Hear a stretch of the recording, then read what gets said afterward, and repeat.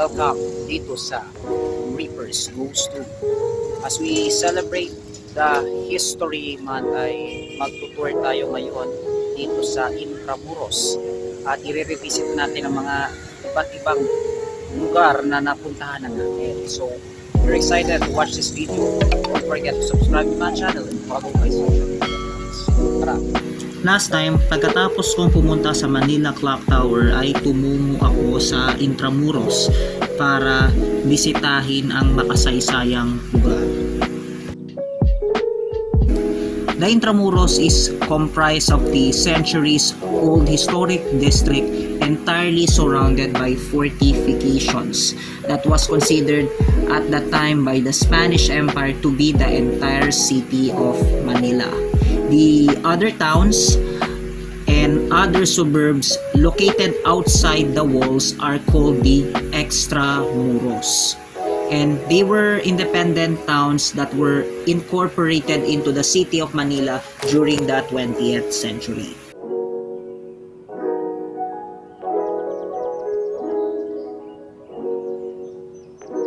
Intramuros served as the seat of government of the Captaincy General of the Philippines from its founding in 1571 until 1865, as well as the Real Audiencia of Manila until the end of Spanish rule during the Philippine Revolution of 1898. The walled city also considered the religious and educational center of the Spanish East Indies, and also the economic center for Asian hub of the Manila galleon trade.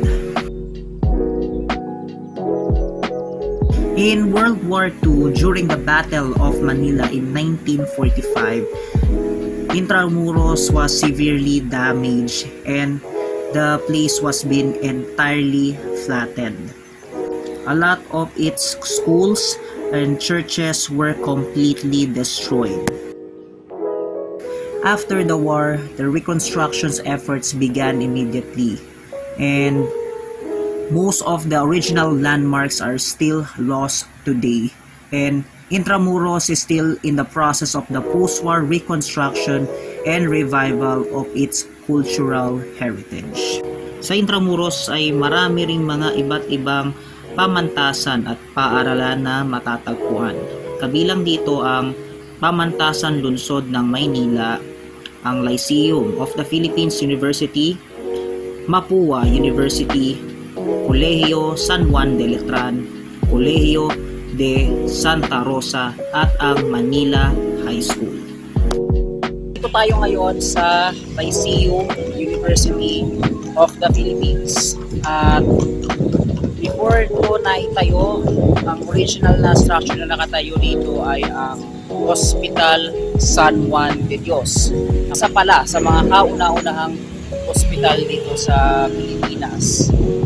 Dito sa kinatatayuan ko, libro na to, this was the former site of Colegio Santa Catalina.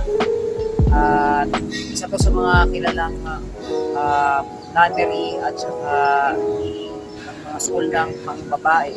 And turns out na nasira siya noong World War II at later on, inukupan ako ng San Juan de Letran.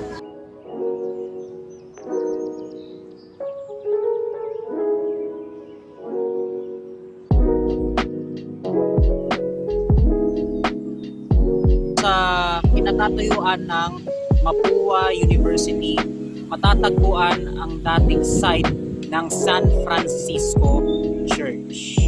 On this spot, this was the original site of University of Santo Tomas. Isa sa pinakakilalang universidad sa Pilipinas at isa sa pinakamatandang university din ay tinagtag siya noong 1611. At dito sa eskwela na to ay maraming tanyag na Filipino ang naging estudyante dito.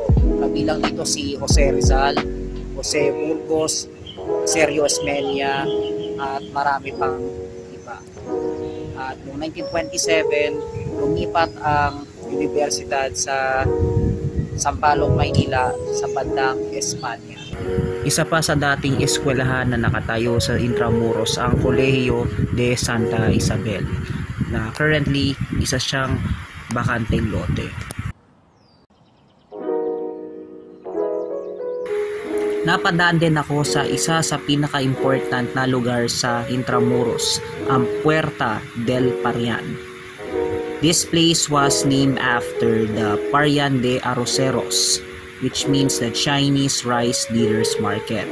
And naging importanteng gate siya dahil ito ang official gate entry ng Governor General of the Philippines after the British occupation in Manila noong 1764. The gate was reconstructed in 1782 and was damaged in World War II.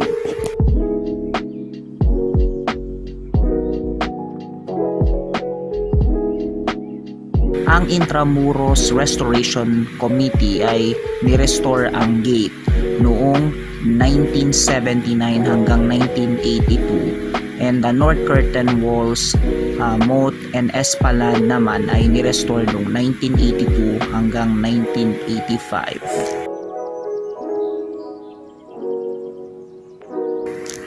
Dito sa lugar na to ay matatagpuan ang ASEAN Declaration. Ang ASEAN ay ang Association of Southeast Asian Nations na naglalayon na magkaroon ng economic growth, social progress at cultural development in the region.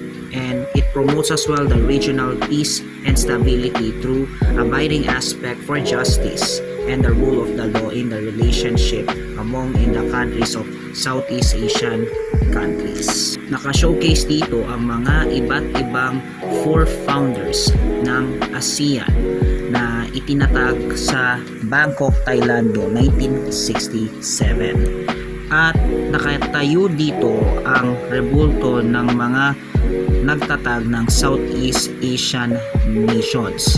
Kabilang dito si Abdul Razak Hussein, Narciso Ramos, Adam Malik, Sina Tambi, Raja Rantam, and Tanat Koman. Bukod doon, nandito sa lugar na to ang mga iba't ibang rebulto na mga key figures sa Southeast Asia, kabilang si Dr. Jose Rizal ng Pilipinas, Ho Chi Minh ng Vietnam, at President Quezon Phonvihane ng Laos.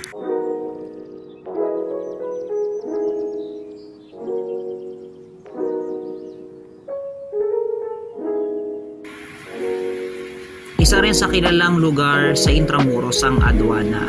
Isa itong customs house. Idinisenyo ni Tomas Cortez at itinayo noong 1823 hanggang 1829. Na-damage siya noong 1863 earthquake at muling itinayo noong 1874 hanggang 1876 at itinawag na Intendencia General de Hacienda. At noong World War II ay nasira siya sa pambobomba noong 1941 at naging American artillery siya noong 1945. Pagkatapos ng digmaan ay naging opisina to ng Central Bank of the Philippines, National Treasury at ng COMELEC. At nasira siya noong 1979 nung nasunog siya at partially na na-restore ng National Archives noong 1998. Currently, nire-restore ang ruins ng aduana para maging opisina ng National Archives of the Philippines.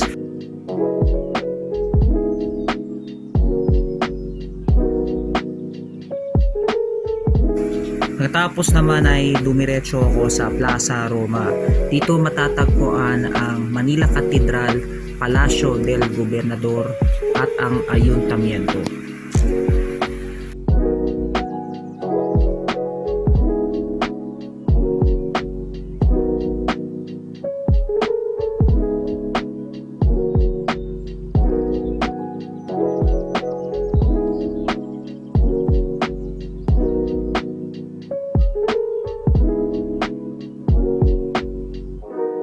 Dito sa ating likuran ang Palacio del Gobernador. At during the Spanish times, this was the seat of power ng Governor General ng Pilipinas. At nung tinayo ang Malacanang nung around 1800s, lumipat yung Governor General sa bago nilang tahanan, which is ang Malacanang. Later on, naging seat of power ng mga Pangulo ng Pilipinas. Samantala, itong gusali na to, naging opisina siya ng COMELEC in the later times.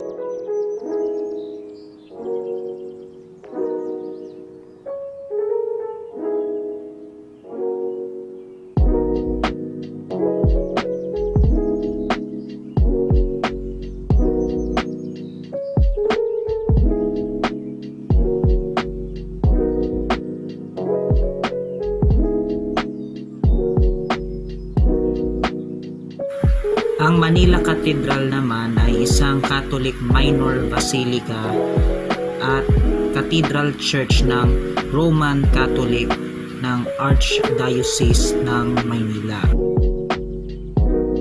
Itinayo noong 1579 at nag-undergo siya ng iba't ibang reconstruction through its time.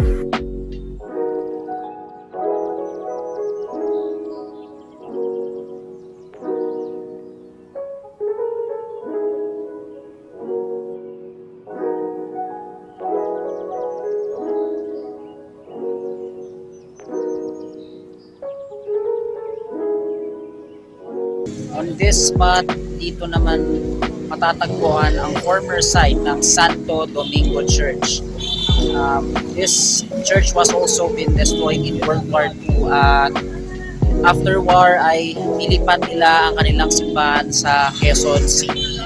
At noong 1960s, tinayuan siya ng modern.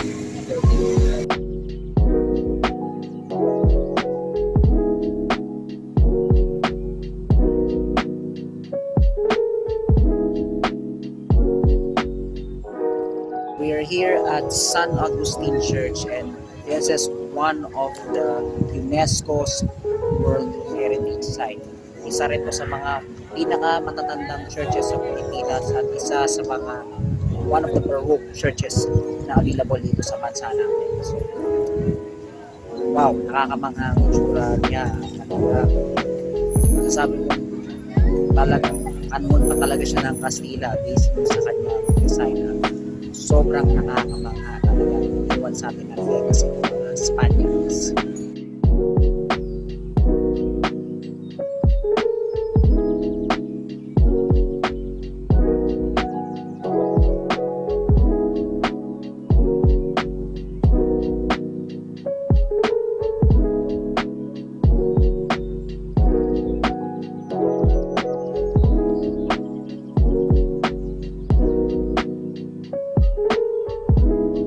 Dito naman sa Plazuela de Santa Isabel, matatagpuan ang isang monumento na dedicated sa mga sibilyan na nabiktima noong Battle of Manila noong 1945. At approximately nasa 100,000 katao ang namatay na sibilyan sa Battle of Manila. Well, this is kind of interesting.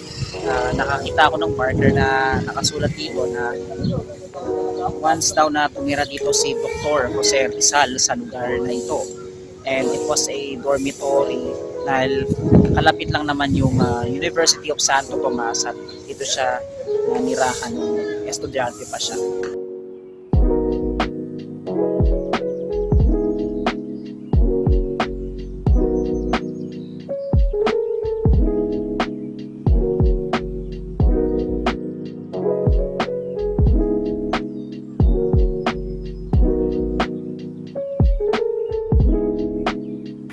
So far, nag-enjoy ako sa paglibot dito sa Intramuros. Although, hindi ko lahat nabisita yung mga iba pang lugar, but overall, it was a fun experience. Sobra kong na-appreciate ang efforts ng Intramuros Administration para ma-restore ang buong lugar. And hopefully na maibak nila sa former glory ang itsura ng Intramuros. Nang sa gayon ay maging isa ito sa mga prime tourist spot sa Pilipinas.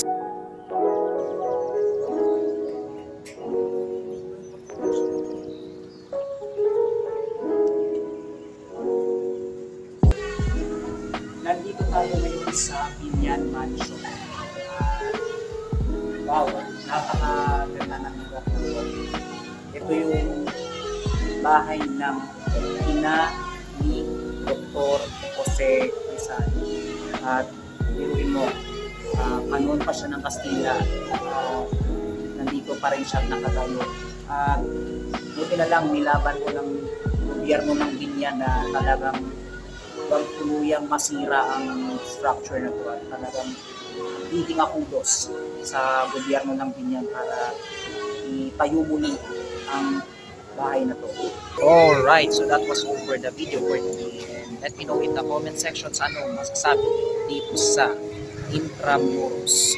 Feel free to comment down below. If you like this video, don't forget to send a thumbs and consider subscribing. Magkita-kita tayo sa susunod na episode ng Reapers Goes To. This is Ian signing off. Rock on Pilipinas.